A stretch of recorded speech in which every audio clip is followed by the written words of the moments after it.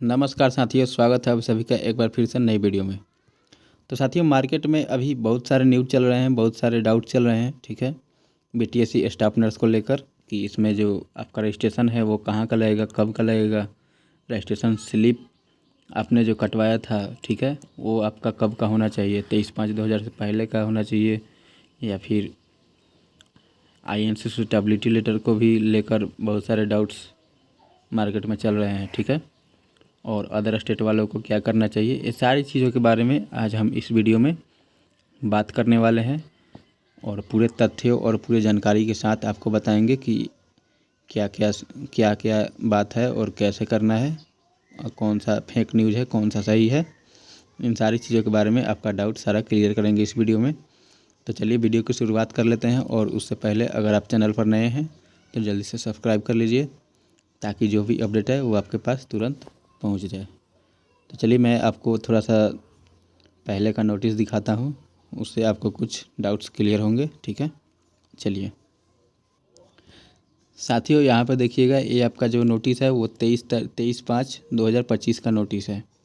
ठीक है, यानी कि जब आपका फॉर्म भरने का जो बीटीएससी स्टाफ नर्स का फॉर्म भरने का डेट दिया गया था 25/4/2025 से लेकर 23/5/2025 तक।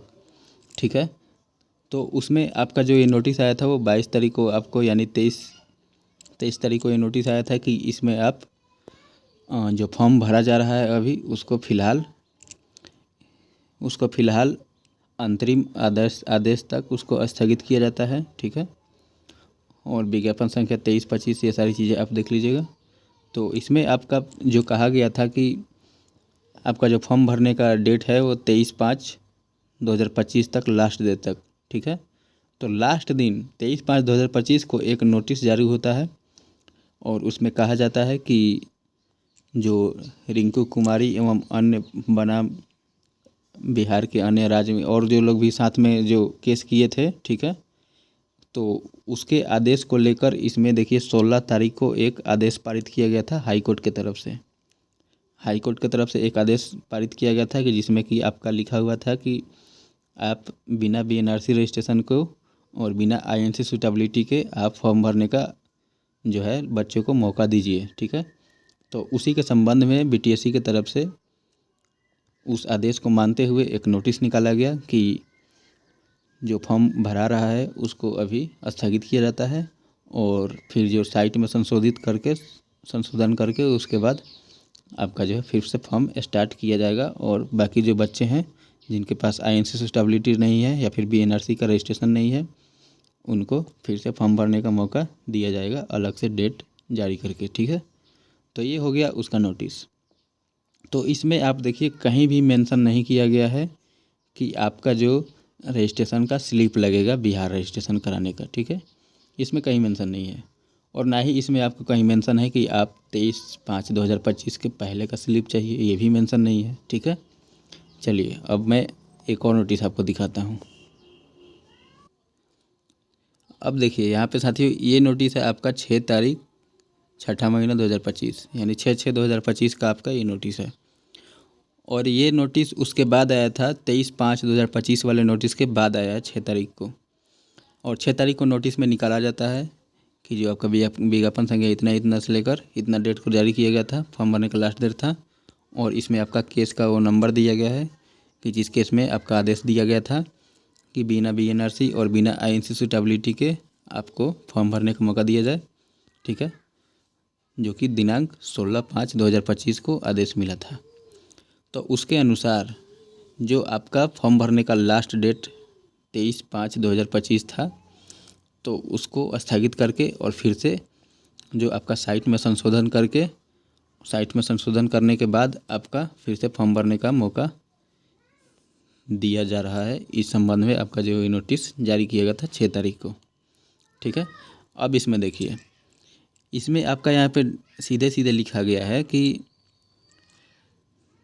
विज्ञापन संख्या 23/5/2025 में विज्ञापन की खंडिका 1 एवं 2 में संशोधन करते हुए भारतीय नर्सिंग काउंसिल से उपयुक्तता यानी सूटेबिलिटी एवं बिहार नर्सिंग काउंसिल से निबंधन प्रमाण पत्र के बिना भी आवेदन का निर्णय लिया गया है।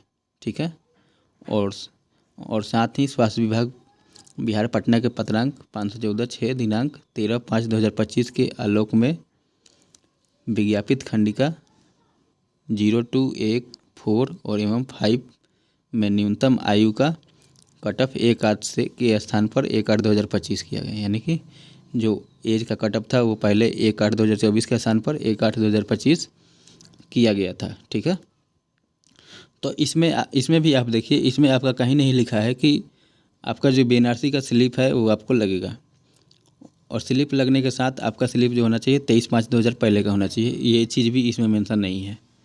तो इसमें किसी भी तरह का बीएनआरसी स्लिप से रिलेटेड कोई कुछ मेंशन नहीं है। बस आपको इसमें लिखा गया है कि संशोधित साइट में आपका फिर से फॉर्म भरने का डेट दिया गया है। तो डेट बढ़ाया गया था जो 7/6/2025 से 13/6/2025 तक आपका डेट बढ़ाया गया था फिर से, बिना बीएनआरसी और बिना आईएनसी सूटेबिलिटी वालों को फॉर्म भरने के लिए। ठीक है, अब चलिए, अब अभी तक आपको कुछ क्लियर हो गया होगा कि इसमें कहीं भी बीएनआरसी स्लिप के बारे में मेंशन नहीं किया गया है और ना ही उसके इशू डेट के बारे में मेंशन किया गया है। ठीक है, तो साथियों आप एक बात तो पूरा जान लीजिए कि आपका इसमें बीएनआरसी का जो भी स्लिप लगाए हैं, जो लोग भी लगाए हैं, तो उनको 23/5/2000 पहले का नहीं, आप ऐसा कहीं भी मेंशन नहीं है कि आप 23/5/2000 पहले का ही लगाएं। आप उसके बाद का भी लगाए हैं, कोई दिक्कत नहीं है, आपको कोई परेशानी नहीं होने वाली है। ठीक है, इतना बात आपको क्लियर हो गया होगा। अच्छा, अभी तक आपका जो मैंने क्लियर किया वो आपको ये क्लियर किया कि आपका बीएनआरसी का रजिस्ट्रेशन स्लिप जो है वो 23/5/2000 पहले का होना चाहिए या फिर बाद का, तो आपको समझ में आ गया होगा मेरे ख्याल से। और अब बात करते हैं आईएनसी सूटेबिलिटी का।